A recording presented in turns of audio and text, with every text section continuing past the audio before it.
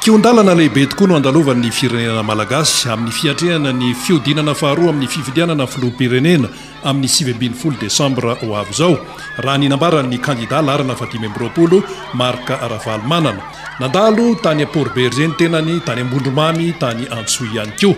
Rehefa misy raha teo ny K25 ivondronan'ny olona rehetra resy lahatra ampandany ny kandida Marc Ravalomanana. Maro ireo nanapa-kevitra fa anoana azy amin'ny fiodinana faharoa, anisan'izany ny akamaroan'ireo kandida tsy lany nandritra ny fiodinana voalohany.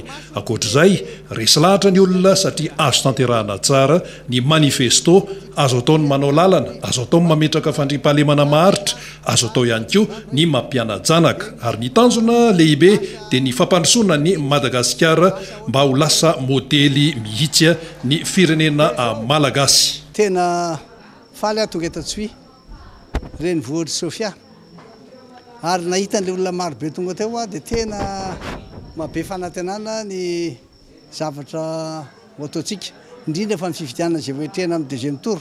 Mitety fatra tokoa amin'izao fotoan'izao mampafantatra ny olona hoe aoka nareo tonga hifidy satria arakaraka ny fahavitrihanareo tonga mifidy no mampety sy mampahombo ny paikaditsika. Dia ny paikady ampiasaina amin'izao fotoan'izao dia nakampana amin'ilay hoe K25. Izay no atao izany izao.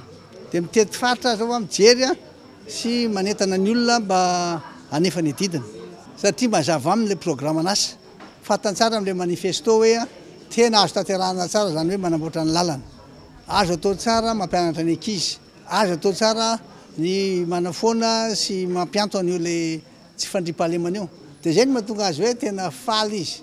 Dia hoe rehefa nijery zay sy nandinika dia aleonay miaraka aminao ary dia velatra sy misokatra ho anazy mihitsy ny ady hevitra dia eo zay mifampidinika. Efa nandray maromaro zao tany Antananarivo alohan'ny angakona katy ireo olona kandida te hiasa iaraka amintsika. Dia tena misaotra an'izy ireo satria manana fatokisana izy zany. Ary za koa nefa tena milaza mihitsy hoe tandremana tsara fa ny tanjotsika dia hoe ny ampandrosoana Madagasikara. Ny ametraka indray ilay tany tadalana anao modely eo anatrehan'ny firenena eran-tanitsika, indrindra aty Afrika. Afatra ho an'ny voaka dia zao milaza foana ho an'ny voaka malagasy hoe kiondalana anankiray ho an'ny voaka malagasy ity fifidianana ho avy ity. Noho izany dia tokony mavitrika tsara nareo manentana ny olona hifidy ary mavitrika tsara mba mampafantatra ny olona hoe mila fanovanty firenena ity.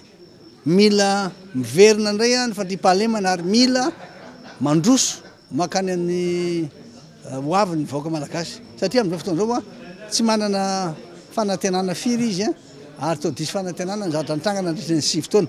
Ela dia ela nge zay andrasana an'izay fifidianana izay amin'ny fomba demokratika ka dia manantena aho fa tena andeha tsara io. Mampanantena ny kandida larana 2020 Marc Ravalomanana fa anao izay azo atao amin'ny fampandrosoana ary zava-dehibe ihany koa ny fijoroana amin'ny fahamarinana ary mikatsaka mandrakariva ny mahasoa ny vahoaka.